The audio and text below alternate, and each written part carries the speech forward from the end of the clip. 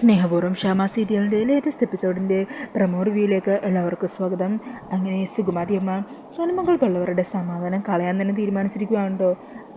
ഗർഭിണികൾക്ക് നടത്തേണ്ട ഓരോ ചടങ്ങുകളും അവരെ കൊണ്ട് തന്നെ ഓരോ ട്രിക്കുകൾ ഉപയോഗിച്ചും തന്ത്രങ്ങൾ ഉപയോഗിച്ചും ചെയ്യാൻ വേണ്ടി ശ്രമിക്കുകയാണ് സുകുമാരി. അങ്ങനെ അതിൻ്റെ ഭാഗമായിട്ട് പ്രിയങ്കയ്ക്ക് പലഹാരം കൊടുക്കുന്നതിന് വേണ്ടി വരുണിനെ നിർബന്ധിക്കുന്നുണ്ട്. എന്നാൽ സുകുമാരിയുടെ ആ സംസാരമൊക്കെ കേൾക്കുന്നതും നിയന്ത്രണം നഷ്ടപ്പെട്ട് വരുൺ പൊട്ടിത്തെറിക്കുവാണ്.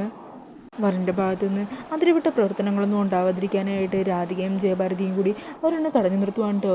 ഈ സമയം സുകുമാരിയാണെങ്കിൽ വരുണിനെ പ്രകോപിപ്പിക്കുന്ന രീതിയിൽ പലതും പറയുന്നുണ്ട്. അന്നേരത്തെല്ലാം വരുണിൻ്റെ കൈയാണെങ്കിൽ തരിച്ചു വരുവാണ് കേട്ടോ. എന്നാൽ രാധികയും ജയഭാരതിയും ചേർന്ന് വരുണിനെ ബലം പിടിച്ച് അവിടെ നിന്നും കൂട്ടിക്കൊണ്ടുപോയി റൂമിൽ കൊണ്ടുപോയി ആശ്വസിപ്പിക്കുവാണ്. പിന്നീട് ബെഞ്ചമിനും അജിത്തും കൂടി സംസാരിക്കുന്നതാണ് കാണിക്കുന്നത്. അന്നേരം ബെഞ്ചമിൻ അജിത്തിനോട് പറയണേണ്, കണിമംഗലം ഗ്രൂപ്പിലുണ്ടായിരുന്ന മാനേജർ ഉണ്ടല്ലോ, അയാൾ റിട്ടയർ ചെയ്തു. അവരിപ്പോൾ ആ പോസ്റ്റിലേക്ക് ആളെ തേടുക. ഞാനുണ്ടല്ലോ ആ പോസ്റ്റിലേക്ക് ഒരു ആപ്ലിക്കേഷൻ അയച്ചാലോ എന്ന് ആലോചിക്കുക. എന്തിന്? അന്നേരം ചിരിച്ചുകൊണ്ട് ബെഞ്ചമിൻ പറയണേ, വരുണിൻ്റെ വിശ്വസ്തനാകാനും വരുണിൻ്റെ കൂടെ നടക്കാനും ഇതിലും വലിയൊരു മാർഗം മറ്റെന്താ ഉള്ളത്? ഇപ്പം തന്നെ വരുണിൻ്റെ രാധികയുടെ ഗുഡ് ബുക്കിലാണ് ഞാനുള്ളത്. അവരുടെ കണ്ണിൽ ഞാൻ നോക്കിയ ഞാനൊരു സാമൂഹ്യ പ്രവർത്തകൻ, എല്ലാത്തിലും കഴിവ് തെളിയിച്ചവൻ. എന്നോട് സംസാരിക്കാനും പരിചയപ്പെടാനും അവർ പലവട്ടം ശ്രമിച്ചിട്ടുള്ളതുമാണ്. അങ്ങനെയുള്ള ഞാൻ അവരുടെ കമ്പനിയിൽ വരുണിൻ്റെ മാനേജറായി എത്തിക്കഴിഞ്ഞാൽ, അതിലൂടെ അവൻ്റെ വിശ്വാസം നേടിക്കഴിഞ്ഞാൽ പിന്നീട് രാധികയെ ഇല്ലാതാക്കാനും എളുപ്പമാണ്. അതിനുശേഷം അവൻ്റെ കൂടെ നിന്ന് കണിമംഗല സ്വത്തുക്കൾ ഗൗതമും അവൻ്റെ അച്ഛനും ആഗ്രഹിച്ചതുപോലെ വെട്ടിപ്പിടിക്കാനും ഇതിലും നല്ല വഴി മറ്റൊന്നുമില്ലല്ലോ.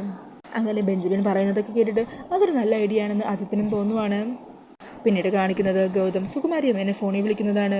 ഗൗതം ചോദിക്കണേ, എന്നാലും അവിടെ നടന്ന കാര്യങ്ങളൊക്കെ അറിഞ്ഞു, ഇത്രയും വലിയൊരു കാര്യം കയ്യിൽ കിട്ടിയിട്ടും അത് മുത്തശ്ശി എന്താ ഇങ്ങനെ കാര്യമായിട്ട് ഉപയോഗിക്കാത്തത്? ഞാൻ മുത്തശ്ശിയെക്കുറിച്ച് ഇങ്ങനെയൊന്നും അല്ലട്ടോ വിചാരിച്ചത്. അന്നേരം സുകുമാരിയമ്മ പറയണേ, ഞാൻ പലതും പ്ലാൻ ചെയ്യുന്നുണ്ട്, അതിൽ പലതും ഇവിടെ നടക്കുന്നില്ല. അതങ്ങനെയാ, എല്ലാവരും വരുണിൻ്റെ ഒപ്പമല്ലേ.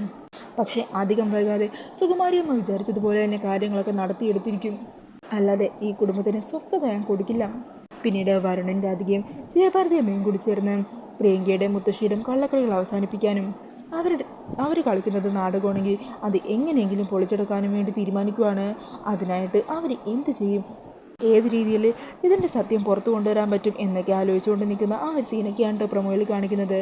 അപ്പോൾ ഈ ഒരു പ്രൊമോ റിവ്യൂ ഇഷ്ടമായിട്ടുണ്ടെങ്കിൽ മറക്കാതെ വീഡിയോ ഒന്ന് ലൈക്ക് ചെയ്യണേ. ഇതുപോലുള്ള കൂടുതൽ റിവ്യൂസിനായിട്ട് ഈ ചാനലൊന്ന് സബ്സ്ക്രൈബ് ചെയ്തും കൂടി സപ്പോർട്ട് ചെയ്യണേ. താങ്ക്